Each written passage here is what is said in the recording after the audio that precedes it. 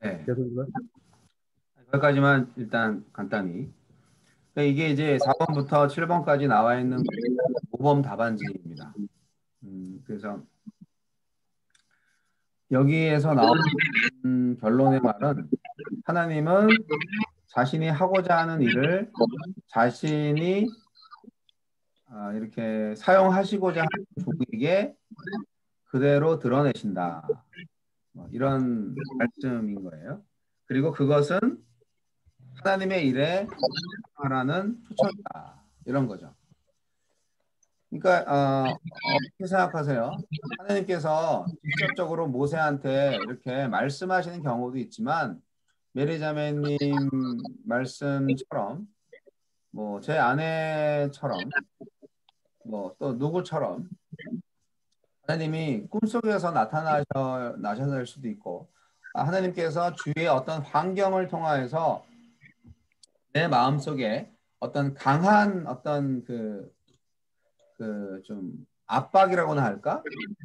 그런 니즈라고나 할까? 그런 것이 막 생겨날 때도 있고 그래서 여러 가지 면에서 나를 정말 흥분시키고 나를 정말 이렇게 몰입하게 하고 자꾸 생각나게 만드는 그런 거를 통해서 하나님의 계시를 우리가 깨달을 수가 있다라고도 말할 수 있는데 이 부분에 있어서 여러분 어떻게 생각하세요?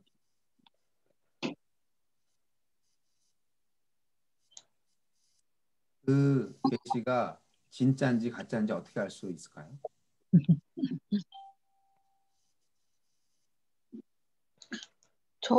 그 목사님 지금 말씀하신 것처럼 저는 그게 잘 안 사라져요. 안 사라져요. 계속 생각이 나요. 계속해서 그게 생각이 나요. 요즘 뭐 생각나시에요? 요즘은 앞에 배운 것에서 넘어가지 못했다라는 생각을 해요. 그런 게 뭔데요? 하나님이 내 주변에서 일하고 싶으셔도, 네. 그러니까 하나님이 나를 초청하고 싶으셔도 그러니까 저는 이 성경 공부를 지금 처음 한 건 아니에요. 목사님하고 전에도 했었는데 다른 성도님들하고. 근데 이게 내 인생의 일부터 상황에서 1, 2, 3, 4, 5, 6, 7이 쭉 있는 게 아니라 매 순간 있다고 생각해요. 그리고 지금의 순간에서 내가 다시 또 준비되어야 된다는 생각을 해요, 요즘에. 네. 그 생각을 계속해요. 전 전적 동의해요. 저는 개인적으로. 예. 그러니까 뭐 한번 뭔가를 배웠다고 해서 뭐 아까 말씀드린 대로 졸업했다고 끝난 게 아니고 다음 순간에는 전혀 또 하나님 뜻을 전혀 중간할 수가 있을 수 있는 것 같아요. 그런 과정을 또 겪다가 또한 단계 넘어가고 또 하고 그게 계속 인생을 통해서 반복되는 게 아닌가. 그런 말씀에서 아까는 시간을 안 했는데 제가 생각했던 게 뭐냐면 이 말씀 공부하면서 하나님이 일하고 계신다를 저는 어떻게 배웠냐면 저는 이제 정말 하나님이라는 것을 그러니까 하나님이 대한 존재에 대해서 이거는 그냥 가상으로 인간들이 만들어낸 거다. 그렇게 생각하면서 살아왔거든요. 근데 이제 대학교 딱 입학해서 성경을 공부하면서 억지로 공부하면서 자꾸 이렇게 하나님이 저를 자꾸 너킹을 하시는데 네. 그 과정에 어떤 게 있냐면 이제 저희 모임에서는 보면 이제 간증을 되게 자주 발표하거든요. 굉장히 자기들 체험들을. 그러니까 나는 하나도 이제 하나님이 안 필요한 것 같은 거예요. 교만함을 속에서 전혀 뭐 하나님이 필요 없다. 근데 다른 사람들의 그런 그 간증들을 들으니까 정말 저 사람은 정말 하나님이 필요한가 이런 생각 들고 그때 이때는 와 정말 하나님이 살아 계시는구나라는 걸 조금씩 어, 느끼기 시작한 거예요. 그러니까 하나님이 일하고 계신다는 거를 저는 그런 걸 통해서 먼저 배웠어요. 그래서 하나님 정말 일하고 사람들 속에서 일하고 계시는구나. 그러게 되면서 이제 다음 단계들이 자연스럽게 저한테 넘어온 거죠. 그래서 저를 초청하신 것도, 그러니까 제가 먼저 이제 그 사람도 사랑하듯이 나도 사랑하시는구나, 그걸 깨닫게 됐고, 그러면서 그러면은 이렇게 하나님 열심히 이렇게 일하고 계시는 이곳에 하나님 나를 또 초청하신 거였고, 그 단계들이 그런 식으로 가게 되더라고요. 이제 제가 얘기 드린 건 이제 인생의 초기에 얘기를 드렸는데, 아까 사모님이 하신 말씀으로 돌아간다면, 그럼 그렇게 해서 다 했으면 이제 나는 뭐 맨 끝에 하나님만 케어하고 뭐 이것만 하고 있는 뭐 그런 것도 아닌 것 같아요. 어느 순간엔 또 전혀 뭐 모르겠다 싶을 때도 있는 거고, 이제 그런 과정 속에서 하나님의 일하심을 또 새롭게 보고 또 거기서 또 다음으로 넘어가지 않는가, 반복하지 않는가. 제가 사실 드린 질문은 그 어떤 주변 환경을 통하여서 계속 그 음, 생각이 나게 되는 것도 하나님이 일하시면서 나에게 주시는 메시지라고 느낄 수 있는데 그것을 진짜 하나님이 주시는 건지 아니면 내가 자기 최면에 빠져서 느끼는 건지를 어떻게 알 수 있겠느냐 그런 질문이었거든요. 네, 약간 동문남답처럼 말씀하신 것 같기도 한데 예, 두 분 다 자기 생각이 많으신 거는 분명한 것 같습니다. 네. 아니 근데 그렇게 말씀하셨잖아. 계속 생각나고 네. 뭐 저 같은 경우는 진짜 다시 또 계속 꿈으로 확증을 하시고 아니, 그러니까 한영희 사모님은 내가 계속 준비되어야 한다는 계시를 받고 있다고 하셨잖아요. 아니 그러니까 제가 단어는 준비라고 표현했지만 네. 하나님이 정확하게 저한테 말씀하신 건 있죠. 우리는 평생 그걸 제가 준비해. 그걸 제가 그냥 준비라는 말로 표현한 것뿐이죠. 뭐 준비하다가 평생 다 가는 것 같아. 아니 이번 이벤트에 그렇다니까. 오케이. 제가 말씀드린 게 인생 뭐 전체를 그런 게 아니라 이번 이벤트에. 네. 저도 하나님한테 조정한다는 말을 이 교회에서 처음 배웠거든요. 하나님께 나의 인생을 모세처럼 조정한다. 이 부분이 좀 훈련이 필요한 것 같아요. 예, 조정이라는 말 좀 어려운 것 같아요. 일단 6번의 해설을 읽고 그 다음 넘어갈게요. 시간이 좀 많이 지나서.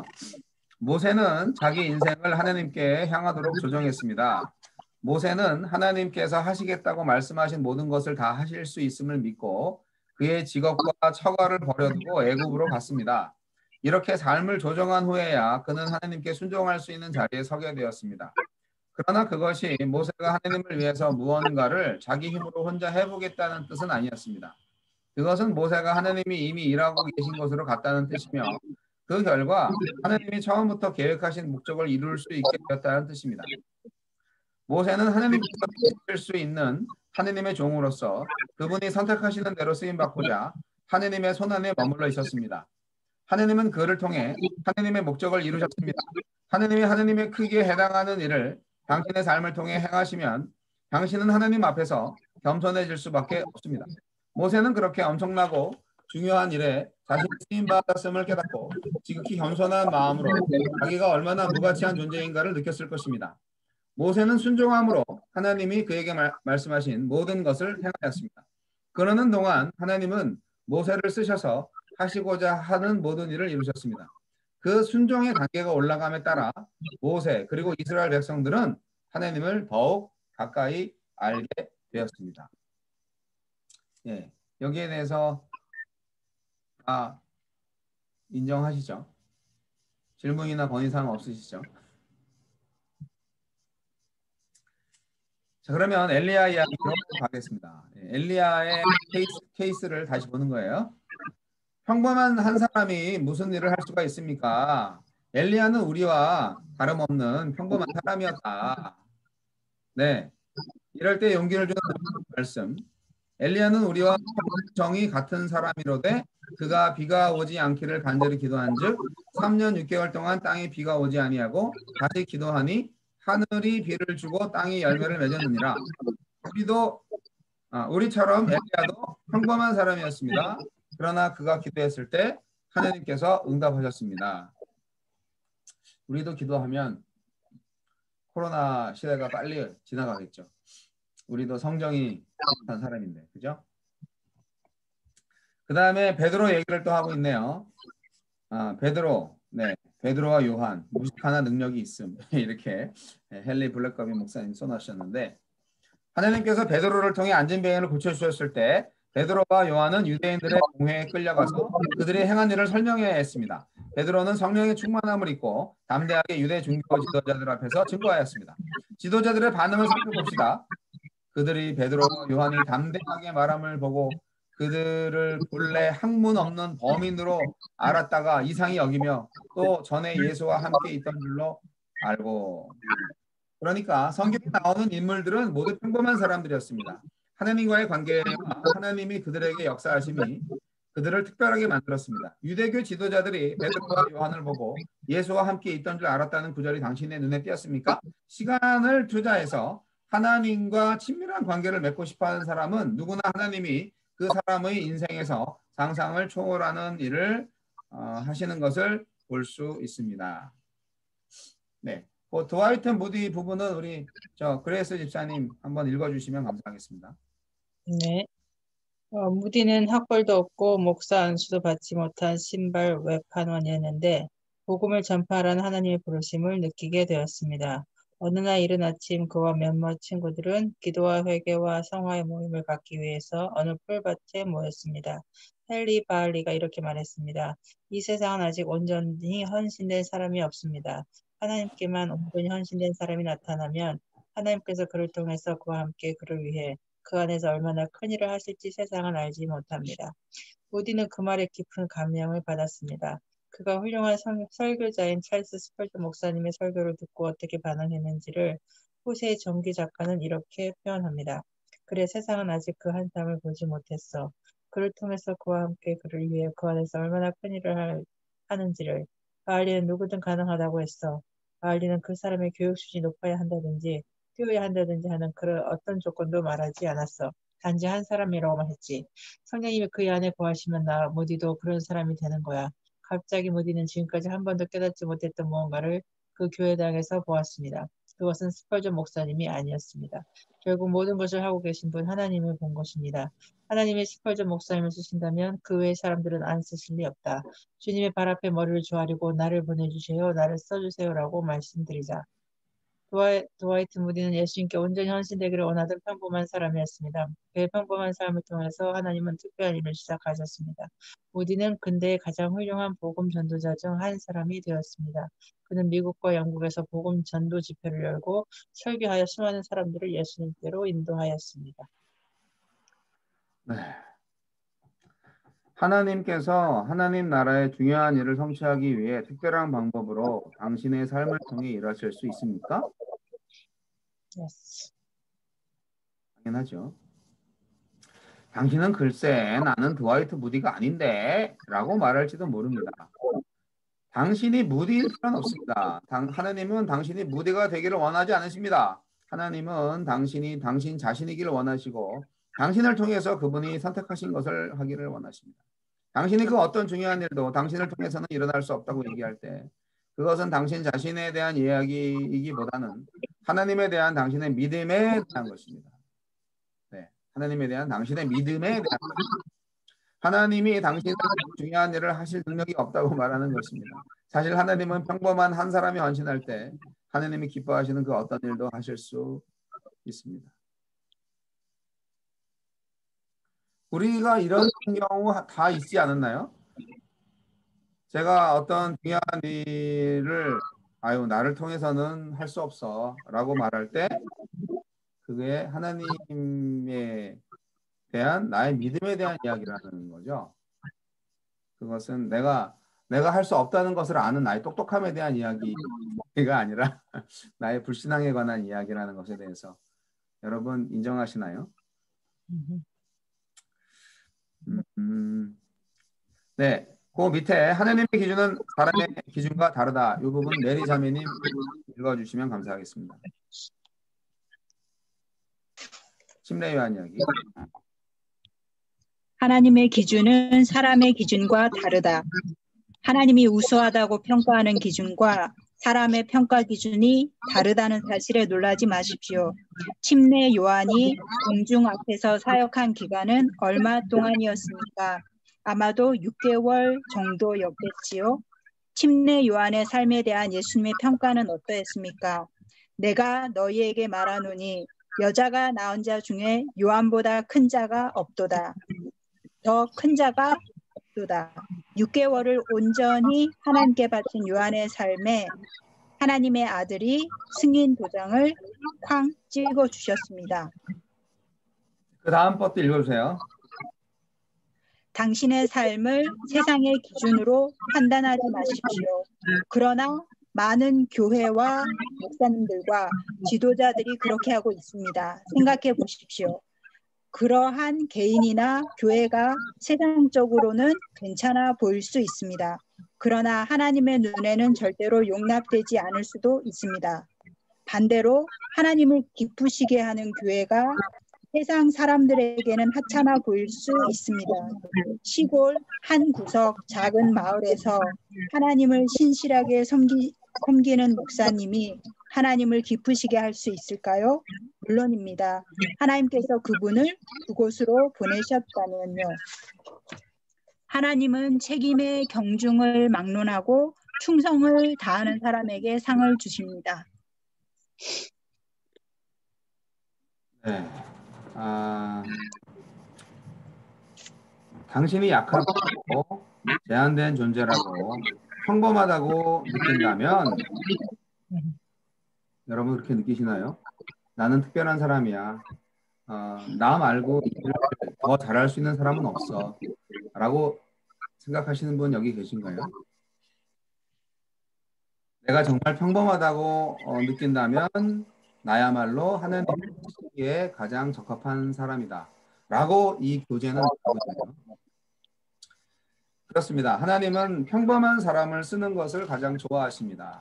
사도 바울은 고린도전서 1장 26절로 31절에서 하나님은 세상에서 약하고 멸시받는 것을 일부러 찾으신다고 했습니다. 거기서 하나님이 가장 큰 영광을 받으시기 때문입니다. 그래야 모든 사람들이 하나님이 하신 이름을 믿게 됩니다. 당신이 약하다고, 제한된 존재라고, 평범하다고 느낀다면 당신이야말로 하나님이 쓰시기에 적합한 사람입니다. 이 결론적인 말에 대해서 여러분 얼만큼 동의하십니까?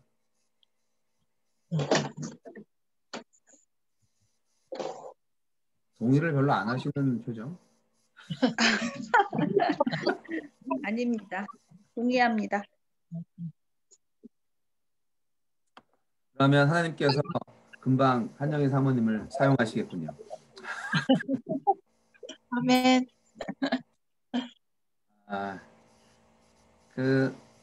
가끔 하다가 뭐 열등감이 없는 사람은 아마 없을 거예요. 세상에 아무리 잘 나가는 사람도 꼭 자기보다 더 잘하는 사람을 생각하면서 본인을 비하하는 사람이 있거든요. 근데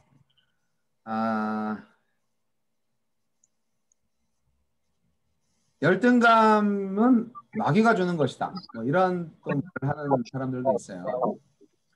어쨌든 비교를 한다는 것, 항상 그 비교하는 게 가장 문제잖아요.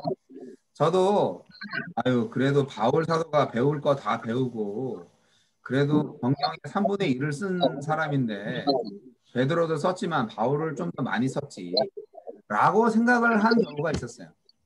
여러분은 그런 생각 안 하셨나요? 그래도 바울 같은 사람도 썼잖아. 그래, 바울도 필요한 거야. 그래서 바울이 사실 베드로를 많이 무시했어요. 성경에 다 많이 나와 있진 않지만 베드로는 유대인 그리스도인이었고 바울도 물론 유대인 그리스도인이었지만 사실 자기는 이방인을 위하여 하느님이 사용하시는 종이라고 자기 정체성을 확실히 했기 때문에 베드로가 이제 너무 유대주의적 그리스도인 선교를 하는 사도여서 바울이 베드로를 나무랬던 적도 있었죠. 그래서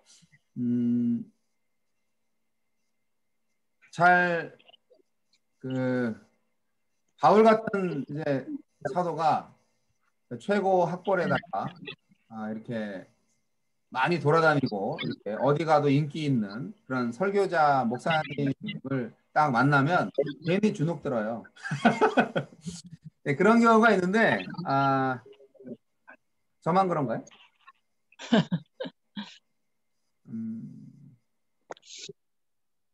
하나님은 베드로도 사용하시고 바울도 사용하신다는 말씀, 그리고 비율적으로 보면 사실 바울은 바울 서신을 위해서 많이 사용하시는 분도 있고요.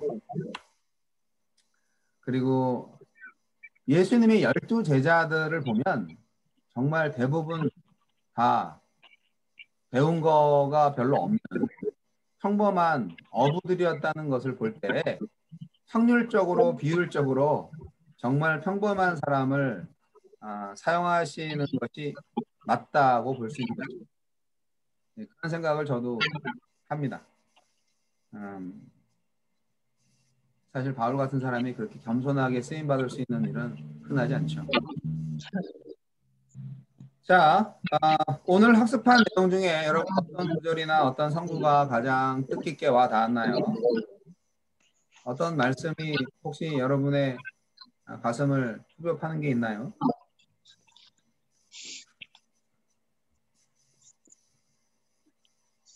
모세, 엘리야, 요한, 베드로, 무디.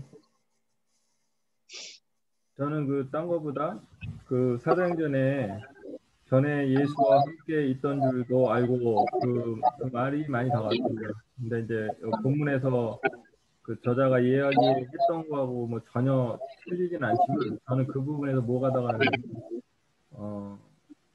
참 뭐라고 표현할까?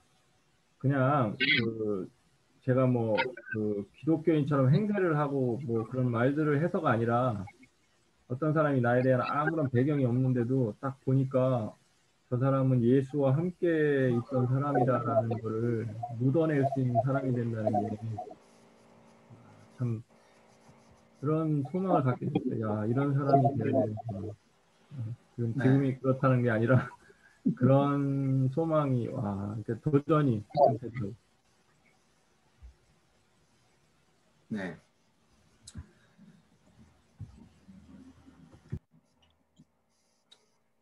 뭐 지금도 그럴 수 있죠. 지금도 우리가 예수님과 함께 있잖아요. 얼마든지 예수님과 대화하고 또 교제할 수 있는 많은 기회들이 있습니다. 매일 성경의 시간도 그렇고 일상생활 가운데에서도 우리가 예수님의 음성을 들을 수 있다고 저는 생각을 합니다. 예수님께서 우리를 부르시니까 나와 함께 있게 하고 또 나가서 전도도 하게 하려 한다라는 말씀이 복음서에 있죠. 그런 것처럼 우리가 예수님과의 개인적인 교제를 나누는 것이 정말 무엇보다도 우선적이고 중요하다는 생각을 하게 되고, 그렇게 됐을 때 우리가 어느새인가 모르게 하나님의 도구로 사용될 수 있는 준비가 마쳐진다. 그런 말씀이죠. 그런 의미죠. 감사합니다.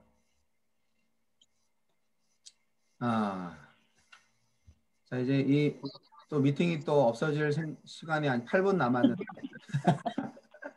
네, 그냥 8분 내로 마치는 방향으로 하겠습니다. 아주 시간을 얘가 그냥 알아서 해주네.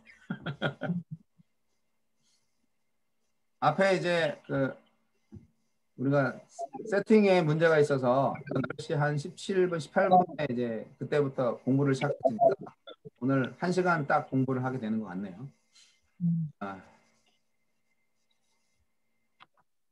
저는 한국에 와서 제 후배들 교회를 몇 군데 방문을 했는데 지난번에도 말씀드린 바가 있지만 이렇게 깡촌 시골에 어떻게 15년, 20년, 25년씩 앞에 할머니, 할아버지들 뭐 연세가 뭐 70대, 80대 이런 분들 10명씩 그렇게 놓고 이렇게 꾸준히 목회를 할 수가 있을까?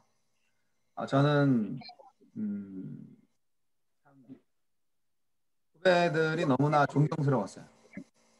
네, 그리고 지금 전라도 영암 지역 내려가는데 영암 교회가 있는데 그 교회 목회자가 몇 년 전에, 한 2년 전인가 1년 반 전에 돌아가셨어요.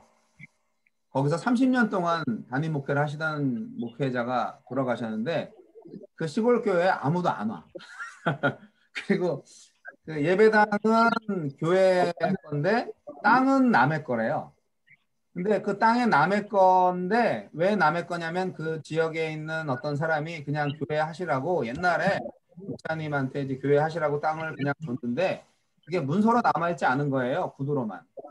근데 이제 건물은 이제 그 교회 법인으로 돼 있어요. 그래서 목회자가 안 오면 이제 그 땅 기증자는 돌아가셨기 때문에 그들의 그 땅 주인이었던 사람의 자손들 그분들이 이제 우리한테 상속된 거니까 그 땅을 자기들한테 돌려달라 뭐 그렇게 요청을 하고 있대요.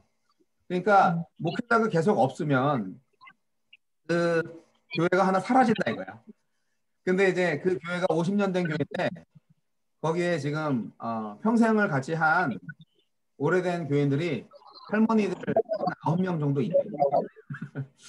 그러니까 이제 지역에 있는 거기에서 차로 한 30분 뭐 1시간 되는 한 지역교회 한 5명의 목회자들이 다 힘을 합쳐가지고 저 교회에 목회자를 모셔야 되는데 아무도 안 오니까 그리고 계속 목회자가 안 오고 그러니까 사택도 막 흉가가 되고 예배당도 막 비 새고 막 난리가 났어요. 그래가지고 목사들이 다 목수예요. 다 이중직을 하셨어. 그래가지고 그 동네에 있는 목회자들이 다 모여갖고 그 교회를 다 리모델링 하시고 장판이 아니야. 그냥 실링이랑 뭐 이런 거 싹 다 새로 한 2,500만 원어치 공사를 하시더라고. 이렇게 싹 하고 사택도 뭐 싹 고쳐가지고 그래야 이제 목회자가 오실 수 있겠죠. 뭐 이런 식으로 얘기를 하더라고. 그러니까 이제 그렇게 이제 30년 이상 쭉 사용을 했다라는 것을 이제 증명을 하고 또 여기 목회자가 있다라는 것을 좀 이렇게 내세워서 그 상속받은 자손들이 자기 땅을 돌려달라고 하는 거를 이제 막으려고 하는 거예요. 그 부모가 이제 교회에 기증한 건데 자녀들이 그 등기가 안 됐다는 것 때문에 땅을 다시 돌려달라고 하는 그런 상황에서 교회가 없어질 것 같다라고 하니까 거기 그래도 남아있는 몇 명 안 되는 교인들이 이제 교회를 살려달라고 요청을 한 것 같아요. 그 지역 목회자들한테.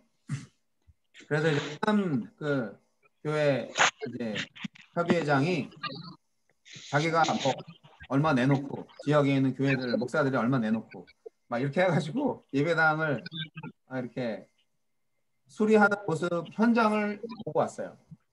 뭐 한 달 전, 두 달 전인가요? 그게 그 모습이 사실은 굉장히 인상적이고 잊혀지지가 않아요. 우리 후배들이 제가 대학 졸업하고 나서 아마 거의 바로 이제 그쪽으로 그 동네로 가서 목회를 하던 그 친구들인데 다들 뭐 어린이집을 한다든지 요양원을 한다든지 아니면 목수를 한다든지 다들 이중직이야. 성도들 그대로고 다 자기들보다 다 연령이 높고 거의 뭐 그렇게 하시는데도 참 그들이 이렇게 한 모습이 되게 행복해 보이더라고요.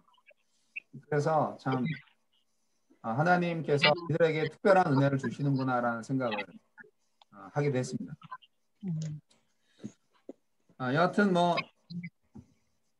우리 메릴랜드 교회도 이제 가정교회로 시작을 했지만 특별히 선교적 교회라는 이 어떤 목적성, 특별한 이 사명을 새롭게 부여받은 거라고 저는 생각을 하거든요.